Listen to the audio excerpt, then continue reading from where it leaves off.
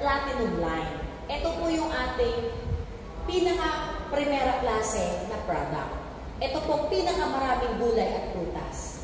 So pag seryoso ang sakit, katulad ng cancer, stage 1 to 4, okay, dinadialysis, yung mga yung bara sa puso, 4 na, 5 na, dapat ooperahan na pero walang pera. Mga ganon, tawag ng iba dyan, ticking time bomb. Yung anytime pwedeng atakihin, anytime pwedeng ma-stroke kasi sa taas ng kolesterol. Ang kolesterol nasa 500. Mga ganon, dapat po yan naka-platinum. Okay? Basta ang sakit seryoso, yung parang bilang na, ikamamatay na ng pasyente, dapat yung platinum. Okay? Ito yung pinakamarami nating prutas at gulay.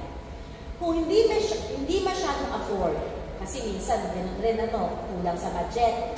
Ito kasi 13.8, ang laman ng platinum natin ay total of 90 sachets. So medyo pang 3 months niya yung 13.8.